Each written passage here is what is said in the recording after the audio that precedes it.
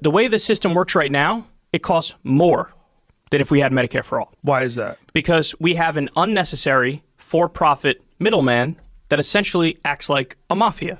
So what we're saying is, I'm going to remove that mafia from around your neck, and you're going to, it's basically... What is that mafia you're referring to? That mafia is the for-profit health insurance company. So they have to take their cut as the middleman between you and your doctor.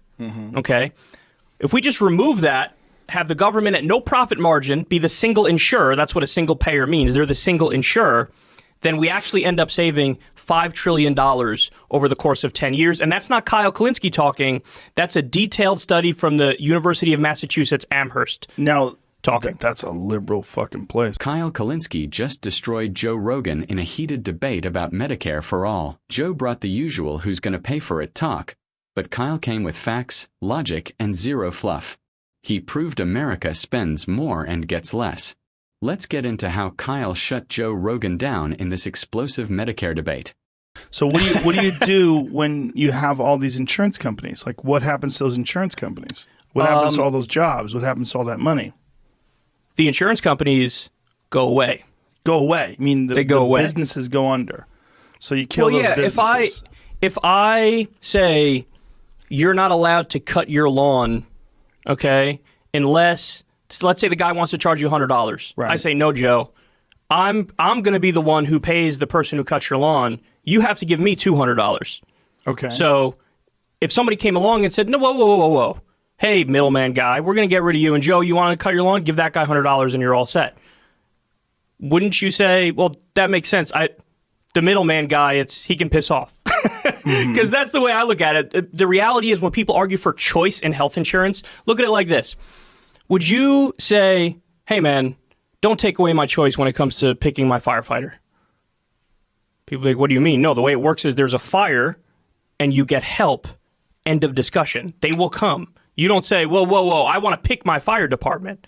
Well, this is the same thing with healthcare. The idea, you're going to be able to pick your doctor. That's perfectly fine. Okay. But the idea of you'll have your choice between insurance companies, that's like saying, pick which, do you want the Irish mafia ripping you off or the Italian mafia ripping you off or the Jewish mafia ripping you off? Go ahead. I'm giving you choice. Right. In some areas, the idea of choice is fundamentally absurd. It's like saying, well, let's shut off the road system. Instead of being public, let's have it privately run, and you could make a left on that road, make a left on that road, or make a right on that road. Don't take away my choice of road. I want to pay for that one or that one or that one. No, it's all there.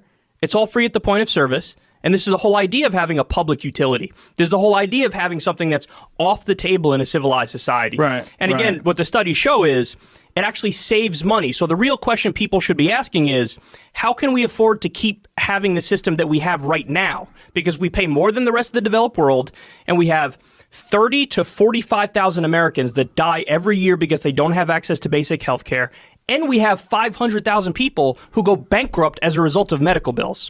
So what you're saying is that it would abolish insurance companies, essentially? So there is one caveat to that. And that caveat is what's called supplemental health insurance. So what that means is if there's something that Joe Rogan likes, that's a medical procedure that isn't scientifically proven yet, but it's still something that you like, there would be private health insurance companies that sell you supplemental insurance, which means on top of everything that you already have through Medicare for all. So if you were getting like stem cell therapy or something like that. Well, in an ideal Medicare for all system, and Bernie, believe me, has gone so far above and beyond any criticism. I mean, his thing is airtight. It gives dental, it gives vision, it gets everything. I wouldn't be surprised if under that Medicare for all bill, the stem cells thing is covered. But let's say something like homeopathy, which is like the horseshit.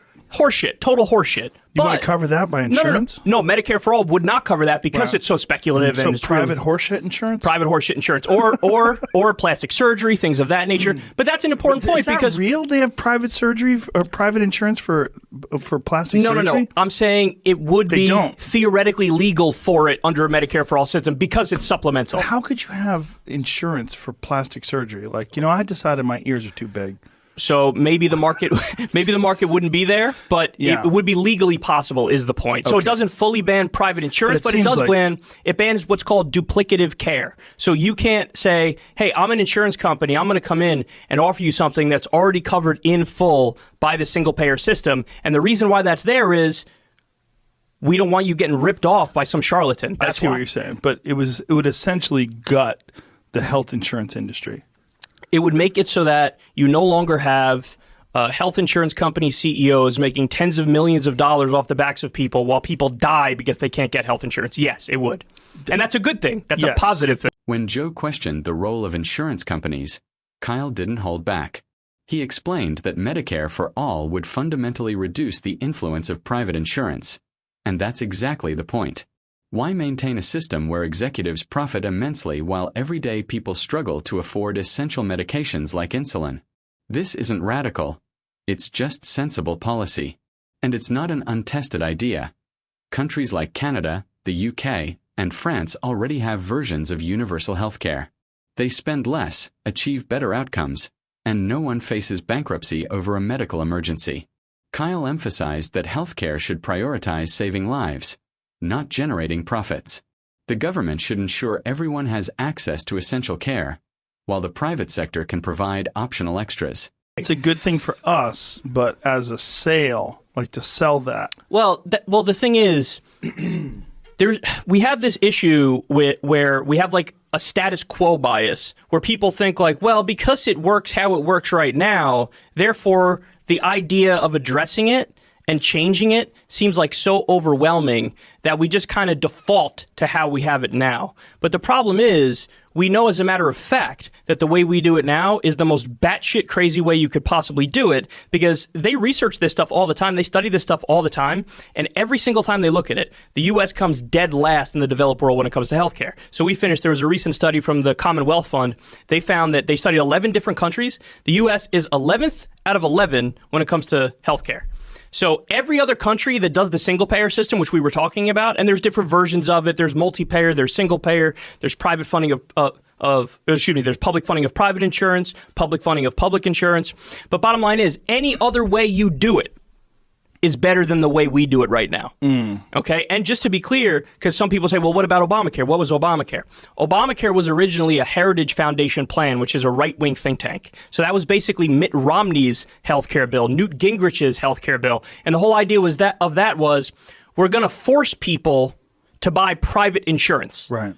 And I don't like that idea at all. I dislike that mess. I've been very critical of Obamacare. I think there's a good case to make that it was a step in the right direction because anything was better than the system that we had at the time. But I would say that was just a little step on the path to what we should have, which is a Medicare for all system, where healthcare is a right and not a privilege. We catch up to the rest of the developed world. And again, we should go above and beyond the rest of the world, because like in Canada, I don't think they have dental covered by it. They don't. But Bernie's bill does provide dental. So, I think that this is one of those issues where when it's fully explained to people, it's kind of a no-brainer, and you can get people to realize, like, no, the system is totally screwing you right now. Kyle also addressed what he calls America's status quo bias, the assumption that familiar systems are automatically better or too difficult to change. In healthcare, this mindset is literally dangerous. Using data from the Commonwealth Fund, Kyle pointed out that the U.S. ranks last among 11 high-income countries in overall healthcare performance, including access, equity, outcomes, and efficiency. He also reminded viewers that Obamacare wasn't a groundbreaking progressive reform.